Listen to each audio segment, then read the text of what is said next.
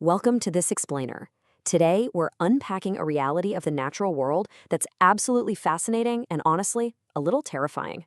We're diving right into the incredible ways microscopic invaders manage to take down massive animals and, in the process, pose a massive threat to our public health. We're going to look closely at two of nature's most notorious biological villains, anthrax and tuberculosis. Think about it for a second.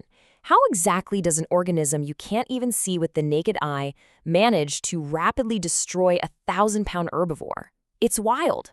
To really understand this, we have to zoom way in and look at the battlefield on a cellular level, pitting the body's natural defenses against two very different, highly evolved types of bacterial villains. It actually helps to think of these pathogens like two completely different types of movie villains. On side A, we've got anthrax, caused by Bacillus anthracis. This guy is our shock and awe assassin. It relies on dormant spores, sudden onset, and rapid death. Then, on side B, we have tuberculosis, caused by Mycobacterium. This one is the stealth infiltrator. It plays an agonizingly slow, evasive game, hiding out and slowly building chronic granulomas over time. Section 1. Anthrax, the rapid assassin. So we're dealing with a gram-positive, rod-shaped bacteria here, and it causes a highly rapid septicemic disease. It strikes with sudden death, often popping up during the rainy season in places like India. When you look at who's most vulnerable, herbivores are the primary targets, with sheep unfortunately sitting right at the absolute top of the risk list. But here's a crazy fact. Birds are completely resistant to this particular assassin. Immune. Meanwhile, pigs and carnivores, like dogs and cats, usually only get acute or subacute infections, often localized right in the throat from eating contaminated meat. This assassin's attack path is brutally efficient. It usually kicks off with the ingestion or inhalation of a highly resistant, completely dormant spore. This could happen from just a tiny scratch in the mouth from chewing tough, fibrous grass. That spore then germinates, leading to localized multiplication. From there, it hijacks the body's own lymphatic system to spread directly into the bloodstream. The result? Massive septicemia and, ultimately, death. Now, you're probably wondering, how does it deal this fatal blow so incredibly fast? Well, anthrax uses a coordinated three-part lethal exotoxin arsenal. First up is the edema factor, which causes massive fluid and electrolyte loss. Then there's the protective antigen. Think of this as the bacteria's body armor against the host's immune cells. It's actually required for the other toxins to even work. Finally, you have the lethal factor, which literally tricks the host's own macrophages into churning out shock-inducing cytokines and oxidizing radicals. Together, this deadly triad induces acute renal failure and terminal anoxia. The aftermath inside the body is just totally devastating. One of the biggest red flags we look for is splenomegaly. As defined here, this means the spleen becomes massively enlarged and totally engorged with dark, unclotted, tarry blood. And this massive internal hemorrhaging is accompanied by the tragic exudation of that exact same tarry blood from the animal's natural orifices right after sudden death. Section 2. Tuberculosis, the stealth infiltrator. All right, we're shifting gears from sudden violent death to a completely different slow burn strategy. Unlike anthrax's blitzkrieg, TB is all about the Trojan horse approach.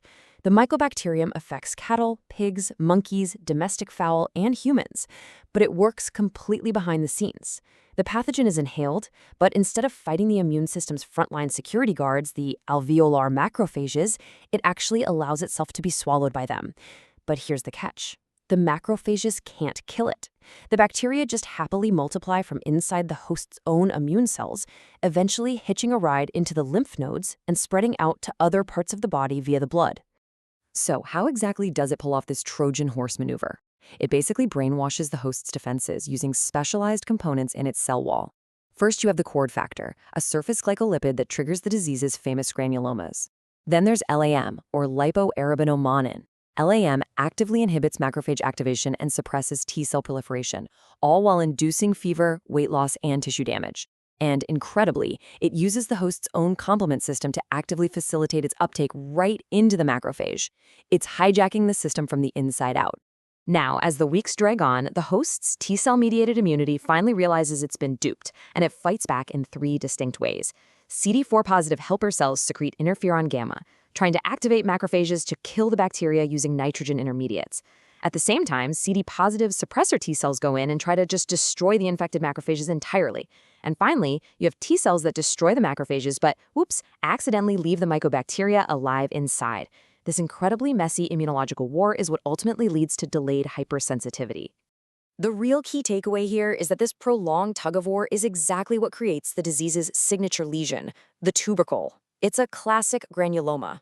Now, you might be picturing a typical pus-filled abscess, but actually, scratch that. It's not like that at all. A tubercle is firm, gray, or yellow, and has a calcified, necrotic center that's described as caseous, or cheese-like. Because of the calcification, if you were to cut into it, it would literally feel gritty and make this grating sound. Section 3. The zoonotic threat, when animal diseases cross over. Okay, so you might be asking, why are we focusing so much on dense veterinary pathology? What's the so what for us humans? Well, it's because both of these microscopic villains are highly zoonotic. That means they don't just stay politely in the barnyard. They eagerly jump from animals straight to humans. Throughout history, humans have been devastated by anthrax, and we've given it some truly terrifying descriptive names. A localized cutaneous infection on the skin is historically known as a malignant pustule, and the fatal systemic pulmonary version, that earned the super chilling title of wool sorter's disease. Those terrifying historical names actually tie perfectly to how the infection happens. Humans typically contract anthrax by handling contaminated animal waste products. We're talking things like bone meal, infected wool, or bristles. And because anthrax spores are just so incredibly resilient, they can remain dangerous in the soil and the environment for years and years, just waiting for an agricultural worker to unknowingly disturb them. Tuberculosis has its own grim historical labels too, and they paint a pretty vivid picture of the internal damage. For instance, when tubercles spread wildly all across the pleural and peritoneal surfaces in cattle, it creates a look that earned the name Pearl's disease. And when those tiny tubercles break into the bloodstream and scatter across organ surfaces like seeds, we call that miliary tuberculosis because they look exactly like tiny millet seeds. For us humans, this stealth infiltrator is an everyday threat. While Mycobacterium tuberculosis spreads mainly through human aerosols, Mycobacterium bovis, that's the cattle variant, is also highly infectious to humans. And tragically, this is most commonly acquired by vulnerable children who consume infected, unpasteurized cow's milk. It can also spread to humans through inhalation. Section 4. Containing the contagion, diagnosis and defense. Stopping these two incredibly different pathogens obviously requires completely different public health and veterinary strategies. I mean, you can't fight a rapid assassin the same way you hunt a stealth infiltrator. So, here is the absolute golden rule in veterinary pathology when dealing with our rapid assassin. You must never open a suspected anthrax carcass. Why?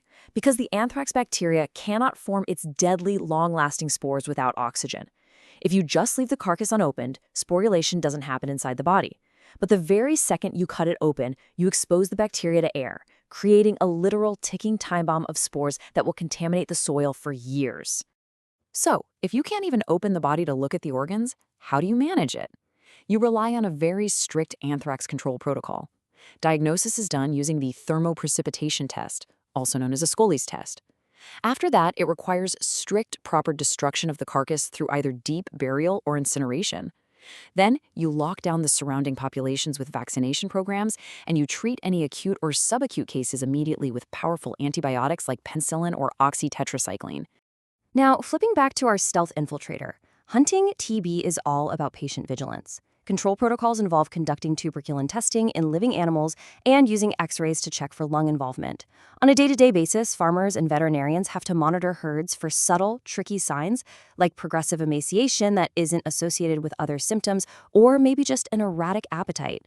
Crucially, they absolutely must check for tuberculous mastitis in the udders, which is a massive public health risk for spreading the disease right into the milk supply. We've seen how anthrax strikes like lightning and how tuberculosis slowly suffocates from the shadows. Both exploit their hosts in completely opposite yet perfectly engineered ways, which leaves us with a pretty critical question to ponder as we wrap up this explainer. As these microscopic villains continue to persist and evolve out there in the environment, are our agricultural defenses fast enough and stealthy enough to prevent the next great zoonotic crossover into human populations? Thanks for joining me to unpack the fascinating biology behind these invisible threats.